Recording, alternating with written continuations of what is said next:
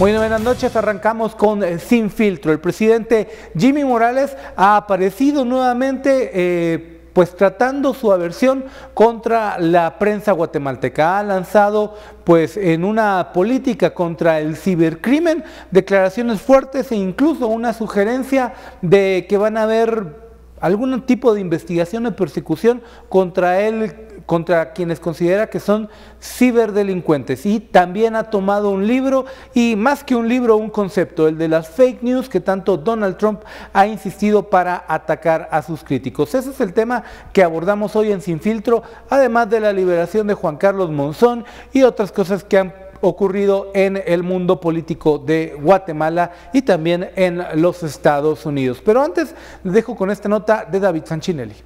Jimmy Morales arremetió este miércoles nuevamente contra los medios de comunicación, a quienes acusó de ser los responsables de poner en riesgo a cientos de guatemaltecos en la tragedia del volcán de fuego, la cual ocurrió el pasado 3 de junio. No habíamos logrado aún salir de la emergencia cuando alguien o algunos, o quizá muchos, empezaron a generar un temor y un terror que un buen porcentaje de más de los 150,000 habitantes de Escuintla salieron huyendo despavoridos, poniendo todavía más en riesgo el sistema de seguridad guatemalteco. Invitó a sus espectadores y a los medios de comunicación que leyeran el libro titulado Fake News, en español, Noticias Falsas. Le recomiendo, está muy bueno el libro. Solo me voy a referir a la número 3. Las fake news emocionales. ¿Qué pretenden? Buscan conmovernos, indignarnos o atemorizarnos. Son las 3 trampas más infalibles para que piquemos el anzuelo y corramos a compartirlas. Muy buenas noches, bienvenidos a Sin Filtro, gracias por acompañarnos en esta oportunidad. Vamos a hablar, como ya lo miraba usted, de las declaraciones del presidente Jimmy Morales y también hay muchas cosas más que están pasando en la coyuntura actual. Para eso, pues saludamos a Philip Chicola y a Astor Zapeta que nos acompañan esta noche de miércoles. A ver, el presidente Jimmy Morales, entremos ya en materia, el presidente Jimmy Morales sale muy pocas veces, ya se quedó sin vocero, ya sabemos que el secretario de Comunicación Social va a asumir la función del vocero presidencial, pero lo vemos hoy muy enervado, muy confrontativo, hablando de noticias falsas, siguiendo mucho la doctrina, el estilo de Donald Trump para atacar a sus críticos, ¿verdad? ¿Qué primera impresión les genera, Philip, a este Jimmy Morales? Tal vez antes de contestar tu pregunta, Otto, sería bueno contextualizar, o mejor dicho, conceptualizar la discusión. Y que creo que esto da para una discusión muy interesante en términos de ciencias sociales, de periodismo, de ciencias de la comunicación. El fenómeno del fake news o de la era de la postverdad, como se está denominando. Miren, el mundo de la revolución de la información, que es lo que estamos viviendo, básicamente del año 2000 para acá, pues ha generado una serie, digamos, de externalidades negativas. O sea, como cualquier proceso de transformación social o sociocultural en este sentido, pues obviamente hay enormes beneficios para la humanidad, pero hay una serie de externalidades o de consecuencias no intencionadas. Entonces, ¿qué ocurre? Hoy estamos viviendo en un mundo en donde la información sobra. Históricamente, la información era un bien limitado o era un bien de acceso reducido. Para las élites. Exacto, era para las élites, para personas que invertían en acceder a información vía medios de comunicación, vía información privilegiada, etcétera, etcétera. Pero la revolución tecnológica, el Internet y particularmente las redes sociales, han venido a generar un mundo de difusión de la información. O sea, hoy, contrario a lo que pasaba hace 30 años, 40 años, en donde las noticias tenían niveles más bajos de circulación y de difusión, hoy lo que ocurre es todo lo contrario. O sea, hoy estamos bombardeados de información en todo sentido. O sea, ya no solo tenemos los medios tradicionales como proveedores de información, sino también el internet, las redes sociales, el WhatsApp, etcétera, etcétera. Hoy el ser humano tiene digamos que unas fuentes muy amplias y diversas de información.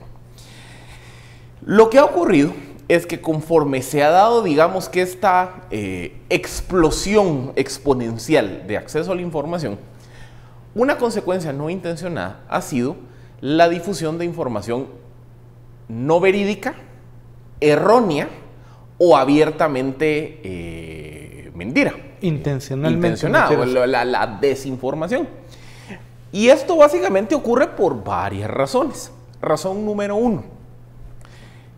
Las redes sociales y el internet han generado lo que se conoce como la era del internet 2.0.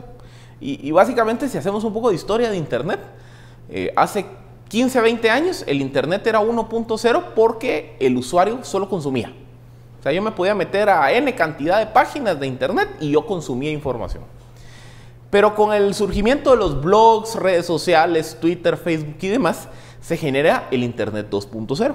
Que el internet 2.0 es cuando yo ya no solo soy consumidor de información, sino que también soy generador de información. O sea, yo en mis redes puedo subir fotos, puedo subir comentarios, etcétera, etcétera, etcétera. Entonces, ¿qué ocurre? Digamos que ese fenómeno del internet 2.0 hace que explosione y que crezca exponencialmente las fuentes de información. Y entonces, dentro de ese crecimiento masivo de fuentes de información, se va perdiendo, digamos que la veracidad en mucha información. O sea, empieza a surgir mucha información falsa, información no verificada, información errónea. Y a eso se refiere el concepto del fake news. O sea, el fake news, si ustedes estudian el concepto de ciencias sociales de información, hace referencia a la difusión de información que se presenta como noticiosa, que no está verificada, que no está calificada, que tiene una fuente cuestionable, o que es sencillamente desinformación o mentira, y que, digamos, que se confunde con el grueso de la información. O sea, ese es un fenómeno transversal. O sea, ocurre, digamos que en el mundo de la revolución de la información. Y lo que ha venido ocurriendo, digamos que eso es un mal que se ha venido materializando en los últimos 7, 8 años. Pero sobre todo con Donald Trump se ha dedicado sistemáticamente a denunciar que, por ejemplo, noticias o información que sale respecto de algunas de sus actuaciones o decisiones son mentiras, son erróneas o son malas interpretaciones o interpretaciones parcializadas. Entonces, digamos que Donald Trump convierte o le da un toque de argumento político al concepto del fake news. Que es decir, mire, el fake news no solo ocurre por este desorden de explosión de información que hay hoy en el mundo, sino porque ya hay ejercicios sistemáticos para tratar de generar información errónea. Y digamos que Donald Trump es el que ha venido popularizando el concepto. Y eso creo yo que es como la discusión sustantiva de todo esto, y es el uso de la desinformación como una herramienta política. Estuardo, bueno, después de todo este marco teórico que Philip nos plantea, ¿qué interpretación le damos ahora a que Jimmy Morales está utilizando ya el concepto, está aterrizando ya en este concepto? Bueno, yo creo que lo primero que yo puedo decir es que lo único fake que yo veo ahí es a Jimmy. Por eso tenemos un fake president. Eso es realmente lo que nosotros tenemos. Y creo que deberíamos hablar más del fake president que del fake news, ¿ya?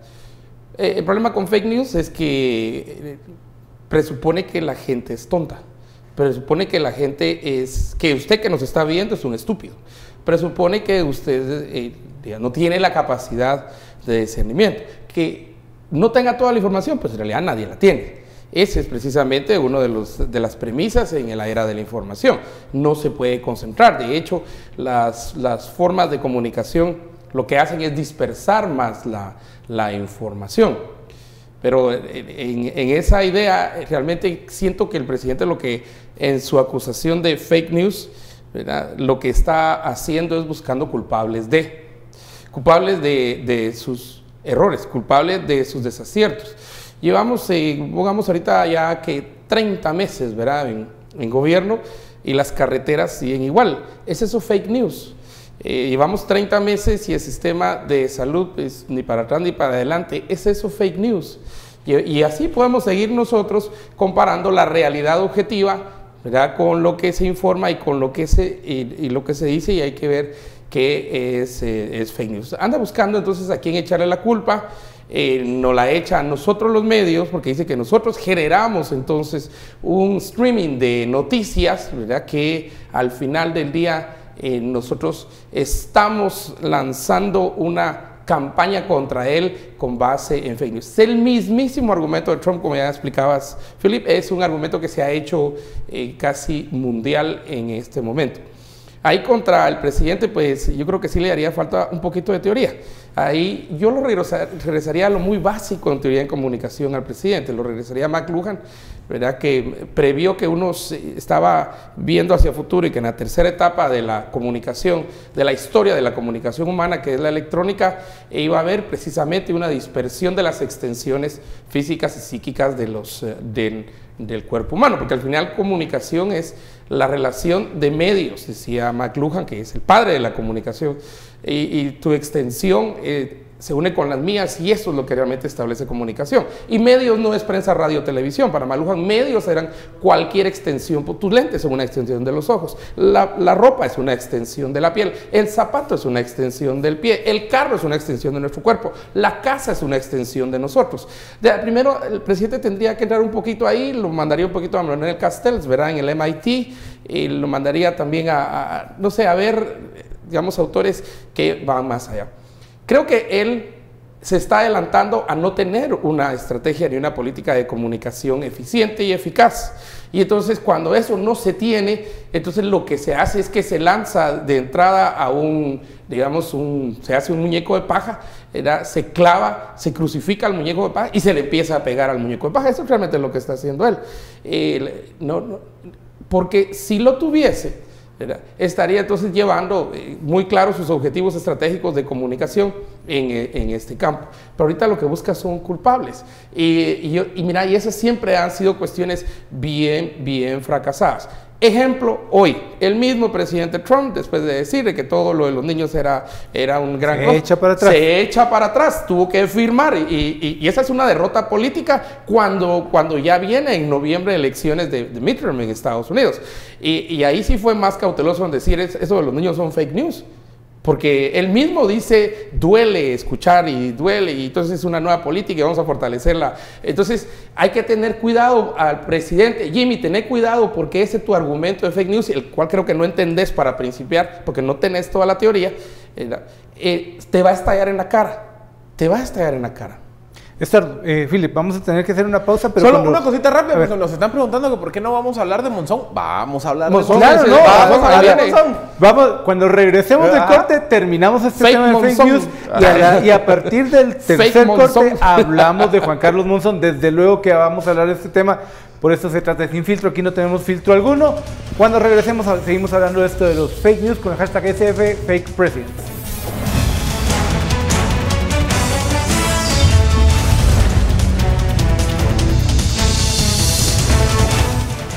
Bienvenidos a Sin Filtro, seguimos con el hashtag SF Fake Presidents. A ver, el presidente está hablando de fake news, pero en su discurso de hoy me llama poderosamente la atención, diría un célebre personaje del organismo judicial.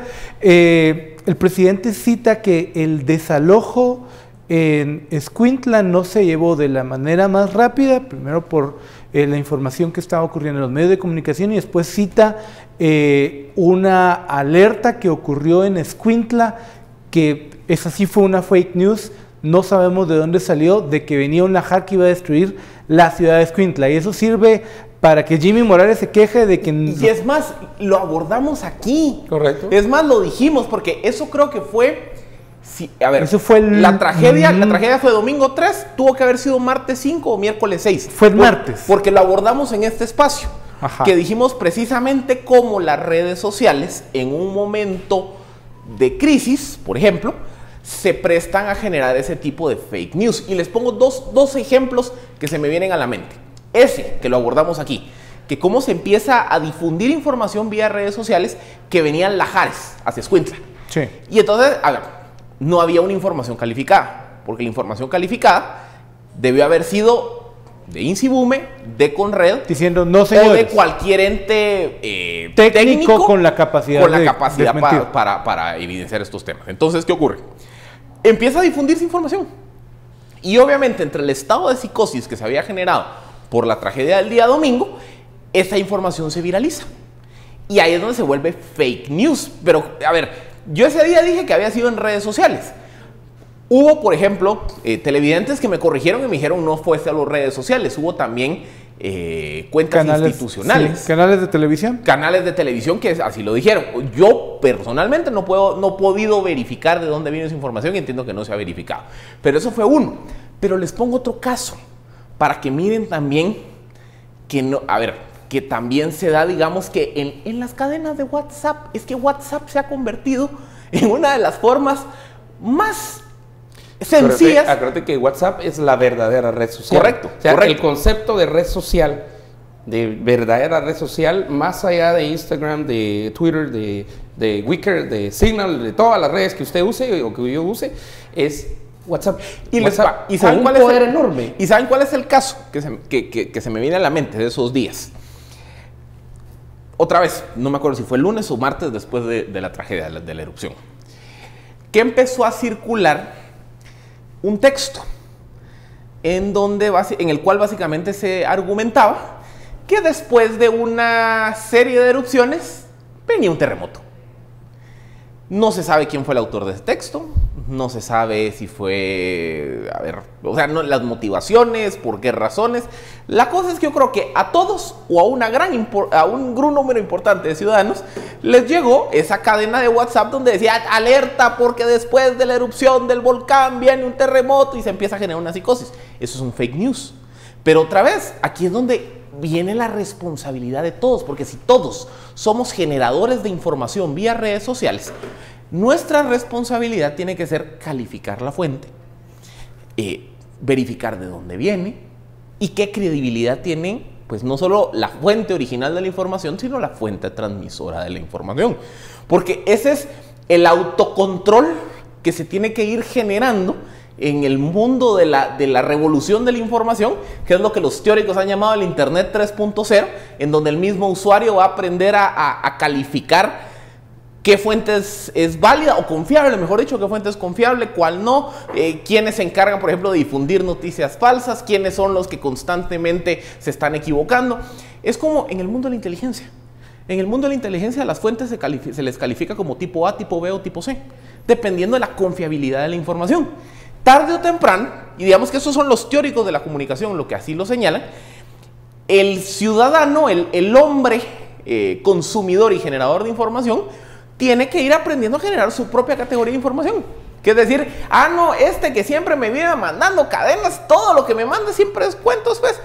Fuente tipo C, no le doy validez. Claro. Esta fuente de información, pues yo miro que siempre lo que dice es noticia, viene firmado, hay una persona que la suscribe, es un actor institucional, puede ser un medio de comunicación formal, puede ser un medio digital, puede ser un actor institucional, un ente privado, pero hay una calificación respecto de la confiabilidad de esa fuente de información. Yo creo que esa es la responsabilidad que a todos nos va a ir tocando para ir combatiendo el fenómeno del fake news. Todo esto ocurre en un marco, que es la presentación de la política de ciberseguridad del Estado de Guatemala. A mí me llamó muchísimo la atención una frase del presidente, que creo que la nota no la termina reflejando en su totalidad, que es el presidente ofreciendo operativos de parte de las autoridades para capturar cibercriminales en el muy corto plazo.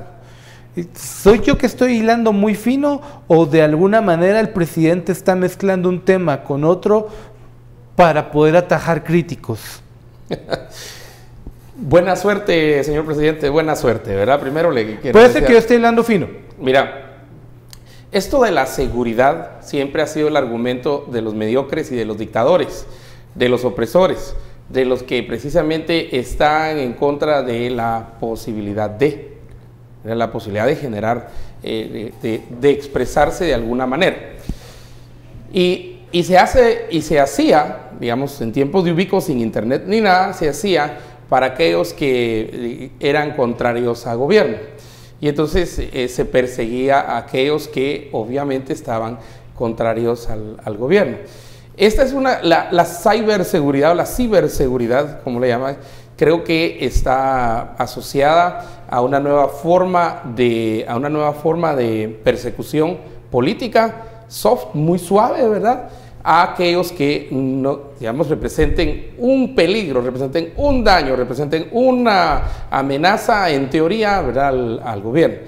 El problema está aquí que, otra vez, ese es el argumento del hombre de paja. Primero tenés que generar un enemigo, inmovilizarlo para luego ir a traerlo del mocho y meterlo preso. Esa es la lógica de cualquier dictador, ¿verdad? Y entonces, aquí primero, esa política de ciberseguridad se pasa por el arco del triunfo de todo el artículo 35. O sea, esa política es de entrada, ya es una política inconstitucional, ¿verdad? Porque atenta contra la libertad de expresión. Y ojo que la libertad de expresión mucha gente piensa que es de periodistas, falso. La libertad de expresión garantizada en la Constitución de la República de Guatemala, Constitución Política de la República de Guatemala, garantiza la libertad de expresión de cada ciudadana, de cada ciudadano. Le garantiza su libertad de expresión, tu libertad de expresión, mi libertad de expresión, y en la medida que su libertad se mantenga garantizada, me refiero a usted, televidente, su libertad de expresión esté garantizada, está garantizada la mía. Pero el día que violenten la suya, violentaron la mía, y cuando violenten la mía, violentaron la tuya y la suya. Ese es el problema, que una violación a la libertad de expresión significa la violación de la libertad de expresión de todos los ciudadanos, y eso es lo que tenemos que entender en este concepto nuevo de nación, de república, ¿verdad? Que tenemos. Entonces el presidente aquí en esa política básicamente y casi la advertencia de vamos a empezar a corretear cibercriminales. Cybermareros, yo no cyber lo que sea. Y hay un autor muy bueno que también se lo recomiendo al presidente, es Mark Thompson, que fue el director y presidente de New York Times. Acaba de sacar un libro espectacular que en inglés se llama Enough Said, ¿verdad? Y ya está en español el libro, lo presentaron recientemente en México, y el libro es precisamente acerca de que el discurso, parte del discurso político iba a caer precisamente dentro de las garras de generar otro monstruo, y uno de los monstruos era precisamente el fake, la lógica del fake news. Invitamos el argumento. Mejor empecemos a buscar que no hayan fake presidents, que no hayan fake presidentes. Eso es lo que realmente tenemos que usar, usted y yo, todos. Por ejemplo, a ver, ciberterrorismo. El ciberterrorismo, a ver, partamos. Es que lo que pasa es que aquí en serio ha habido una prostitución de conceptos en Guatemala. El terrorismo es un fenómeno muy particular. El terrorismo es la utilización de medios de terror con el objetivo o con aras de promover algún tipo de objetivo político, social, económico o escatológico. El ciberterrorismo es la utilización de medios electrónicos con el objetivo de generar terror para alcanzar un objetivo ulterior, sea de carácter político, social, escatológico y demás. Entonces, ejemplos de ciberterrorismo. Ciberterrorismo ha sido, por ejemplo, campañas de ataques contra sistemas electrónicos de bancos, que tienen como objetivo tratar de robar información bancaria o tratar de generar campañas de terrorismo financiero. Colapsar el sistema financiero. Hacer colapsar un sistema financiero. Otro ejemplo de ciberterrorismo. Fuimos el primer país que tuvimos a alguien preso por el famoso tuitero en la crisis de mayo. El Chanfra, ¿verdad? Sí, arroba Chanfra era... El tiempo del 2009, por ahí sí, creo que fue. Lo metieron preso. Con base en la ley que ya existe. Otro ejemplo de ciberterrorismo. Ataques cibernéticos, por ejemplo, para intentar robarse o modificar bases de datos sensibles. Por ejemplo, la base de datos del RENAP, la base de datos del Tribunal Supremo Electoral.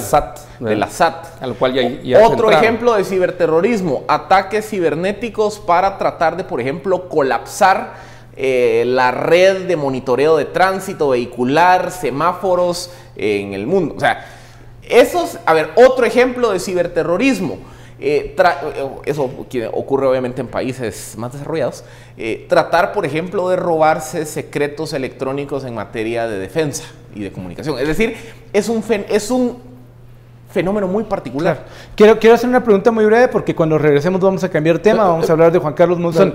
Una respuesta de un par de segundos. ¿Hay algún tema que al presidente Morales, o hay temas que al presidente Morales le puedan preocupar, que le vengan encima en el corto y mediano plazo como para esgrimir hoy el tema de fake news y que eso le sirva de discurso en lo que le queda de periodo? Sus finanzas, verá, sus relaciones personales, que de hecho precisamente hoy, desde ayer han entrado en un cuestionamiento que yo creo que habría que probarlo. Y que el EVP todavía no ha dicho que no hay nada procesado. Sí, también su familia. Porque miren, ahora esa es la ventaja de la red, digamos, de la apertura en comunicación, no hay nada secreto. Pero mira, pero el ataque que decías es un ataque generalmente al Estado. Disculpen, pero aquí el Estado todavía tiene máquinas de escribir. ¿Cuál ciberataque va a haber aquí? Cuando uno llega a las oficinas todavía están con su máquina de escribir. ¿Cómo se va a meter alguien a hacer ciberataques con una máquina de escribir? Sí, pues? Una respuesta muy corta a la pregunta. Pues acuérdense que llevamos como 2 meses con ese fantasma del tema de financiamiento electoral de FCN, de si viene ante juicio o no viene ante juicio, información que fluye y demás. A ver, solo un último punto. Fíjense que yo tengo unos de mis grupos por ahí de WhatsApp en donde fluye el fake news. Por ejemplo, casos de fake news, falsificaciones de cartas institucionales. En donde, por ejemplo, se hacen pasar por una institución, casos recurrentes. Una carta a la Embajada de Estados Unidos falsificada donde dice que le quitaron la visa a fulanito. Una carta de algún actor institucional diciendo que toma una posición. La falsificación, por ejemplo, de un comunicado de una organización de sociedad civil, de una cámara empresarial diciendo que toma eso es fake news. Otro tipo de fake news que se me viene a la mente, cuando estuvo circulando aquella noticia de que habían capturado al esposo de Telma Aldana en México por lavado de dinero. Esa era fake news que se estuvo discutiendo. Otra, ¿cuántas veces no hemos escuchado fake news respecto de que no sé quién se fue de viaje, entonces por ende va a renunciar o ya lo echaron o se volvió loco? Eso es fake news. O sea, el fenómeno de fake news, como les digo, cuando yo recibo, ay, miren qué chilera esta información, y la forwardeo en WhatsApp, yo estoy siendo parte de ese círculo. Si no hago un proceso de calificar... Corta, y la vida del fake news es muy corta. Si no hago un proceso de calificar, de decir, ay no, Otto, todo lo que me manda son puras babosadas, entonces mejor no. Miren, si yo no hago ese filtro, yo solito me vuelvo un replicador de fake news. La misma manera que te manda porno es la misma manera que te manda versículos de la Biblia. No les crean, le manda porno y le manda versículos de la Biblia. A ver, ¿en qué mundo?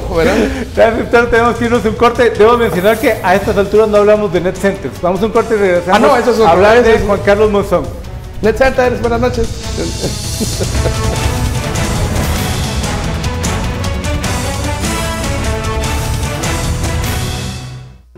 El exsecretario privado de la exvicepresidenta Roxana Valdetti, Juan Carlos Monzón, goza de su libertad desde el pasado viernes 15 de junio. Los detalles fueron dados a conocer por el jefe de la Fiscalía Especial contra la Impunidad, Juan Francisco Sandoval. Como cualquier persona, una persona procesada por el tipo de delitos por los que él está vinculado a proceso, puede optar a no estar en prisión, no son delitos excarcelables, pero se debe tener en cuenta que para el caso particular del señor Monzón, él cumplió con los compromisos que asumió con la Fiscalía. Uno de sus abogados defensores también confirmó que Monzón goza de libertad. Se realizó ciertas diligencias en el cual se llevó a cabo las audiencias respectivas y como consecuencia de ello ya queda a disposición de la Fiscalía del Ministerio Público, específicamente FESI, para ejecutoriar lo que era ya la libertad del señor Juan Carlos Monzón. Juan Carlos Monzón ha culminado el convenio de colaborador eficaz con el Ministerio Público y la CICIG. Sin embargo, sigue sujeto ante cualquier llamado que se pueda requerir de una ampliación de sus declaraciones. Él al haber cumplido con los compromisos asumidos, también es compromiso de la Fiscalía hacer los requerimientos correspondientes. Él, si recordamos, había sido vinculado en el caso de la línea por asociación ilícita, defraudación aduanera y cohecho pasivo, y ahí el beneficio fue de la rebaja de las penas y en la vía del procedimiento abreviado en ese sentido él o le fueron suspendidas penas o conmutó, por lo tanto ya tenía derecho a algún beneficio, y de la misma manera ocurrió en el caso de cooptación, donde estaba vinculado entre otros por el tipo penal de lavado de dinero u otros activos.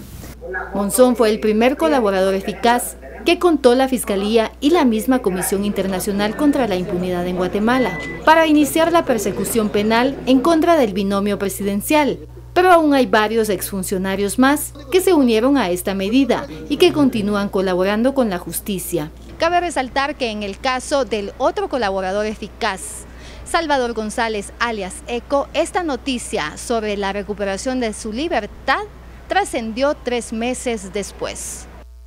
Bueno, vamos a hablar de Juan Carlos Monzón. A esta hora, el exsecretario privado de la vicepresidenta Roxana Baldetti está fuera de la cárcel y fuera del país. Y han habido muchísimas reacciones en redes sociales respecto a esta medida. ¿Qué valoraciones pueden hacer ustedes respecto a Juan Carlos Monzón y lo que ya está diciendo la gente? Hay algunos que hablan de injusticia. No creo que alguien tilde de héroe a esta persona, pero sirvió para terminar de construir el caso de la línea y algunos casos más. ¿Cómo lo ven, Philip? A ver, yo creo que este caso de Monzón nos abre la puerta a la discusión de la segunda parte de la figura del colaborador eficaz. La figura del colaborador eficaz es una figura que en términos mediáticos de opinión pública ha sido polémica, que es una figura que se utiliza en los sistemas de justicia criminal en todo el mundo occidental. A ver, la figura del colaborador eficaz básicamente es un miembro de la estructura criminal que aporta, que después de ser detenido y que estén siendo procesado judicialmente por sus actos criminales, aporta información que permite profundizar el proceso y digamos que llegar, sancionar, perseguir a los cabecillas, beneficiarios finales de las estructuras de corrupción. Y a cambio de eso hay beneficios, lo que en el derecho penal premial, beneficios premiales, es decir, se hacen consideraciones procesales y sustantivas a las personas que colaboran. Esa es, digamos que la figura en términos macro. Esa figura genera, digamos que, 2 fuentes significativas de cuestionamiento. La primera, los incentivos de testificar. O sea, una de las fuentes de cuestionamiento, y le hemos oído aquí prácticamente en estos 3 años, que es decir, sí, que todos los casos se basan en testimonio, colaborador eficaz, y el problema del colaborador eficaz es que tiene el incentivo de empezar a decir, sí, yo sé que Otto, Pedro, Luis, Estuardo, Juan, Daniel participaron en acto ilícito. ¿Por qué? Porque se va a generar un beneficio. Entonces, digamos que se cuestiona la veracidad de lo que testifica el colaborador. Pues que hay una parte que se nos olvida a la hora de hacer ese cuestionamiento, y es que para acceder a los beneficios de la colaboración, toda la información provista tiene que ser verificada. O sea, si yo me declaro colaborador eficaz y digo, sí, yo vi que Estuardo hizo tal cosa, no solo es mi testimonio en el vacío lo que vale. O sea, yo tengo que aportar o yo tengo que encontrar algún mecanismo que permita que se verifique lo que yo estoy testificando. Entonces, ¿qué pasa? Muchas veces ese testimonio se tiene que corroborar con documentos, con otros testimonios, con otra información y demás. Veamos que esa es la primera fuente de cuestionamiento. La segunda fuente de cuestionamiento, y que digamos que esta es una fuente de cuestionamiento más profunda, porque aquí entra en juego, digamos que el concepto que cada uno tengamos de justicia, es respecto de lo que se informó hoy. Porque al final del día el colaborador eficaz tiene un beneficio, y es un beneficio muy concreto. Y es que en lugar de enfrentarse a una pena de 30 años de cárcel, enfrenta penas reducidas, 2 años, 3 años, 5 años, conmutabilidad, multas, sanciones. Y digamos que hoy estamos viendo el caso de Juan Carlos Monzón y está generando una oleada de críticas porque obviamente es, digamos que una figura que se convirtió, digamos que en uno de los referentes del sistema corrupto. Pero la figura no solo aplica para un Juan Carlos Monzón. Es que no nos enteramos, pero por ejemplo, dentro de las pandillas, ¿cuántos acusados, por ejemplo, de asesinato, procesados por asesinato, son beneficiados con reducción de penas, terminan cumpliendo 2 o 3 años a cambio de su testimonio. O sea, es el caso de un reciente líder de la Rueda del barrio 18 que desnudó cómo operaban. Correcto, y obviamente él tenía en su haber varios asesinatos. Y entonces, a ver, estamos hablando que una persona, no tengo el dato exacto, pero que pudo haber cometido varios asesinatos, se le declara culpable de cometer esos varios asesinatos, testifica en contra del resto de la estructura y a cambio termina cumpliendo 2 o 3 años de cárcel. Entonces, ahí por eso les digo, a ver, para juzgar esa segunda parte o ese segundo punto polémico de la figura de colaboración eficaz, entramos a una discusión de qué entiendo yo por justicia. O sea, ¿es justicia la averiguación de la verdad? Si yo entiendo justicia como verdad, como averiguación de la verdad, pues yo puedo decir, sí, el colaborador eficaz contribuye a que se conozca la verdad, entonces que se le premie. Pero también hay otra forma de concebir la justicia, que es decir, hay que pagar por lo que se hizo mal. Entonces, alguien que hizo mucho mal tiene que tener un costo alto, que en términos penales se define en función a la pena de cárcel. Entonces, ¿qué pasa? En muchas ocasiones la percepción que se genera, tanto con el pandillero como con Juan Carlos Monzón, es que no es justicia porque se le da un beneficio que permite que una persona que cometió actos muy ilícitos, muy serios, su pena haya sido relativamente corta. Entonces, ese es, digamos, que el otro gran foco de cuestionamiento. Y no solo es aquí, eso ocurre en todo el mundo, hacia este tipo de figuras. ¿Dónde te ubicas vos en ese esquema que Philip nos planteaba, Estuardo, de qué es justicia, la averiguación de la verdad o pagar, o hay un punto intermedio? ¿Cómo lo miras vos?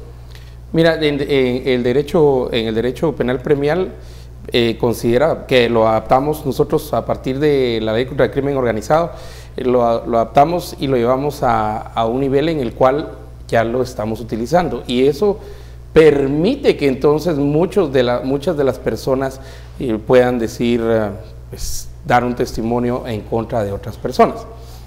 Y es correcto lo que estás diciendo, pero al mismo tiempo yo te puedo mostrar evidencia de cómo también el acusador, o sea, en este caso, que no son testigos protegidos, o sea, no están en la línea de testigos protegidos. Testigo protegido es otra. No es una víctima. Sí, no, y aquí es básicamente alguien que haya participado. Mi primera sorpresa con Juan Carlos Monzón es que la acusación original de Juan Carlos Monzón, que él era el cabecilla de la línea. Mira, supongo que lo quitaron ya de la acusación de cabecilla. Y que esa es la crítica que se hace en el caso particular de Monzón. Porque los cabecillas de una estructura criminal no deberían, eso no dice la normativa, no pueden estar sujetos a derecho premial, a este beneficio, ¿verdad? Porque al final es un beneficio, después de todo lo que hicieron, este es un beneficio.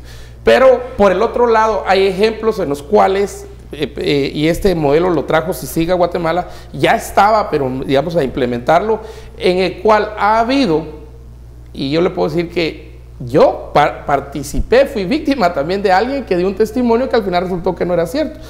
Nuestro director Arnoldo Sánchez, estuvimos juntos y otros 7 periodistas en un caso en el cual una persona habló de que los periodistas teníamos igual como piensa Jimmy ahora, que hay nosotros ni nos miramos, ¿verdad? Pero dice que hay una estructura y que está, que son, ¿cómo que dice ahí el tweet? Que los chairos y no sé qué más tienen una estructura. Nosotros ni nos mirábamos para principiar. Y resultó que todo lo que dijo esta persona eran mentiras.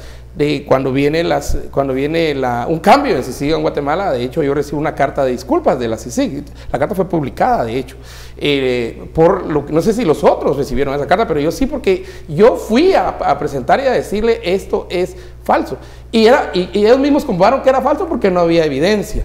Segundo caso, los Valdés Pais, porque yo estuve ahí cuando que todo el tiempo había participado con la CICIG y había dado una declaración en contra de los Valdés Pais, dicen, bien, disculpen, pero a mí me dieron 2 fotos y me dijeron que dijera esto en contra de estos señores. Estos señores, primera vez que los miro, en el IX, porque el otro tenía VIH, ¿verdad? Sí. Y muere un mes después.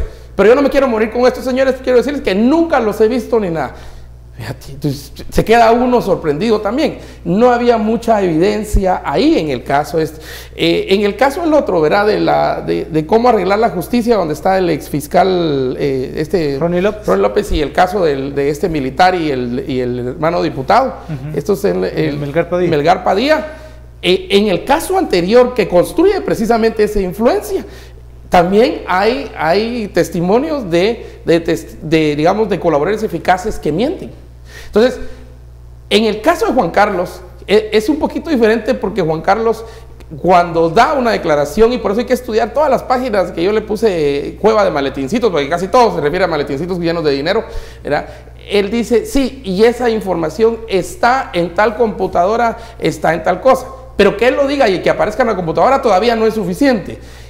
A la par de Juan Carlos Monzón hay otros que estuvieron también informados, principalmente, ojo, que nunca entró a la cárcel, el contador de Juan Carlos Monzón, que era realmente... Él es otro colaborador eficaz, pero nadie ni lo menciona. Hernández, ¿es verdad? Víctor Hugo Hernández. Ni lo mencionan, ni dicen nada, pero entonces ahí se empezó a cruzar información y luego hacen esta empresa de la 5 puntos, la Estrella, ¿verdad? El Grupo Estrella. Del Grupo Estrella ¿cómo se llama? Tenemos que de hacer esta una pausa. Señora, de la vicepresidenta. Y entonces ahí hubo un cruce de información. Entonces hemos tenido los dos casos y creo que ha habido un acomodamiento que hubo fracasos también en los colaboradores eficaces, pero poco a poco también hay más cuidado en qué se puede. De hecho, el juez Gálvez al inicio ni consideraba la declaración inicial de Juan Carlos Monzón. De hecho, cuando liga proceso a todos, no lo hace no voy con a base tomar en cuenta la declaración de Juan Carlos Monzón. Vamos a hacer una pausa. Cuando regresemos hay muchísimas preguntas en el caso de Juan Carlos Monzón, héroe, villano, ¿qué es de él? Seguimos aquí en Sin Filtro, seguimos aún con el hashtag SF Fake President.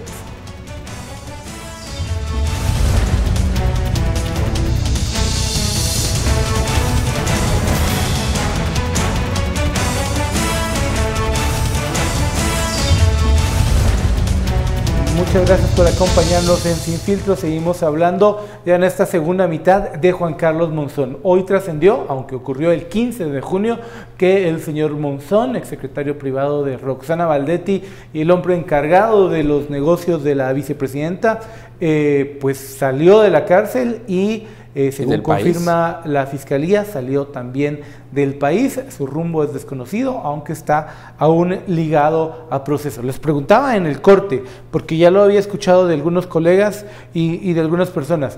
¿Qué pasa en este momento que Juan Carlos Monzón sale?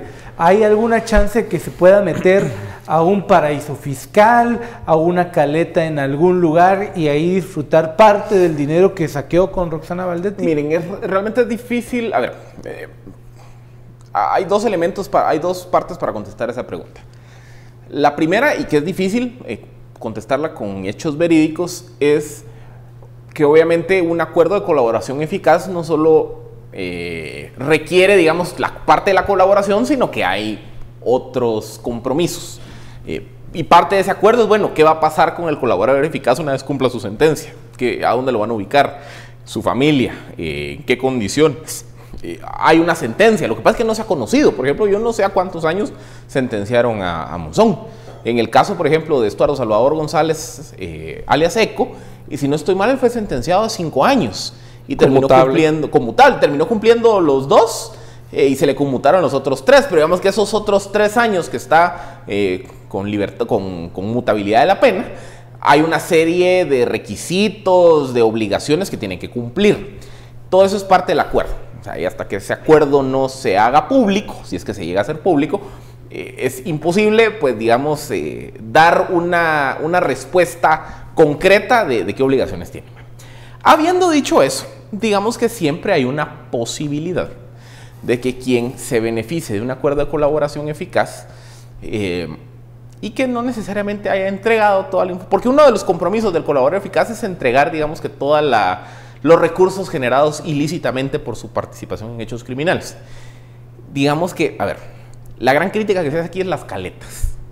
Las caletas, o sea, ¿habrá dinero encaletado que él pueda sacar o tendrá dinero en algún paraíso fiscal? Miren, a ver, esa es la parte que creo que más duda genera de toda esta ecuación. Y ahí es donde me imagino yo, o así quisiera pensar, que después o como parte del compromiso también hay una verificación de qué ocurre con esta persona después de que lo sacan del país. O sea, verificar su estilo de vida. O sea, verificar que... No sería lógico que se comprase un yate y viviera en Miami. Correcto. Y por ejemplo, me imagino que parte de un acuerdo de colaboración eficaz es que si al año me sale con algo así, el acuerdo se anula y de regreso y a cumplir sentencia. O sea, son los elementos de control externo, pero esos elementos no los sabemos porque no son públicos. Otra cosa, el tema de las caletas. Miren, yo ya lo he dicho. Queremos combatir caletas en Guatemala. Cambiemos el diseño de los billetes de 200 quetzales. En lugar de que sean azulitos, volvamos los rojos, verdes, amarillos, del color que más le guste. Y que todos vayan a cambiar. Ajá, entonces, ¿qué pasa? Cambiando, o sea, se cambia el diseño de los billetes de 200 quetzales, que son los que probablemente más se utilizan para las caletas, y se establece un sistema de control, y resulta que hay una persona que todos los días me está cambiando 10,000 en efectivo, entonces que la IBE investigue. O sea, esa es una medida para combatir la posibilidad de caletas que estén por ahí. El tema de los paraísos fiscales, eso sí es un poquito más complicado, pero porque ahí sí se requiere digamos que la cooperación de otras agencias internacionales. Pero digamos que hay otros elementos que se pueden recurrir para combatir, digamos que esos cabos sueltos que puedan quedar. Yo creo que a estas alturas todos tenemos claros que Juan Carlos Monzón no es un pan de Dios, ¿verdad? Y hay mucha gente que sostendrá que gallina que come huevo aunque le quemen el pico. Aunque sea colaboradora eficaz. Aunque sea colaboradora eficaz. ¿Qué controles pueden haber para evitar que Juan Carlos Monzón termine extorsionando gente? Porque incluso circularon versiones que el señor Monzón se aprovechaba del puesto preferencial que tenía ante las cámaras y ante el juez para jugar con a quienes delataba y quienes no. ¿Cómo lo miras, Estuardo? Bueno, primero lo que vimos, que él ya lo dijo frente a juez, lo tenemos primero en una declaración que da solo frente al Ministerio Público, ¿verdad? Y ese es ese librón enorme, así de 260 páginas, que es muy interesante. Lo que llega es básicamente a ratificar eso, porque ahí vuelve a contar otra vez la misma historia, añade algunas cosas, otras como que se le olvidan, pero está en la primera declaración, que esto es solo con lo del MP, que eso es haber sido días, se va a estar declarando. Y una de las cuestiones que tenemos que entender es que los colaboradores eficaces también no vayan a creer que se les da la mano a Dios y se les toca las golondrinas. Siempre están bien, siempre están siendo ojo Cristo. Muchas veces es interesante la información que se obtiene después que sale el colaborador eficaz, que vamos a ver, la colaboración eficaz es un acuerdo, y es un acuerdo así escrito, firmado, ¿verdad?, que se da entre la fiscalía y se da entre el colaborador eficaz, ¿verdad?, y que él tiene la principal protección que buscaba realmente era la de su familia, ¿verdad? La de su familia. Y todavía quedan varias preguntas aquí que hacen los tuiteros. Y preguntas que yo creo que nos quedan a todos, ¿verdad? ¿Van a ser selectivos en tomar lo que dijo Juan Carlos Monzón solo digamos, en hecho A, hecho B, hecho C, pero no en el D, en el E y en el F, G, H, S sí? O sea, ¿se va a creer todo o no se va a creer todo? Depende. ¿De qué depende? De lo que tengan de evidencia dura. ¿Y cuál es el objetivo también de búsqueda? ¿Y cuáles son las hipótesis que hizo también el Ministerio Público? Porque mucho depende si llena dentro de las hipótesis del Ministerio Público.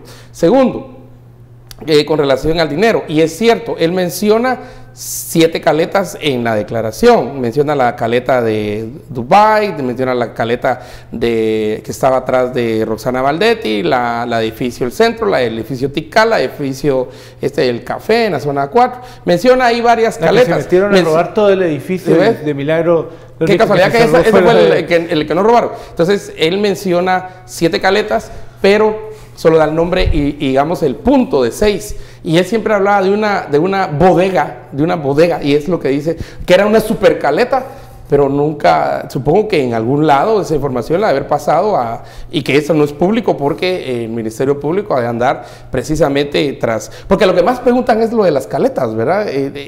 Se fue y está disfrutando y ahorita se compró un yate y ya está maravillosamente. No es tan así.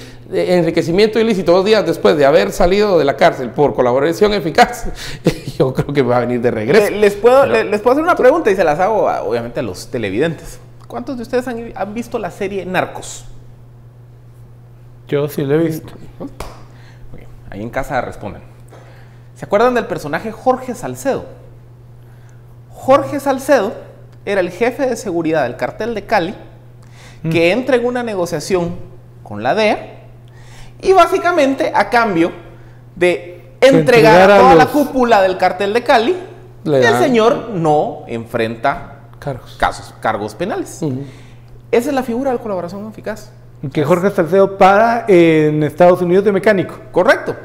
Y otra vez, lo que tenemos que recordar es, entre más, no es director, no es cabecilla de organización criminal.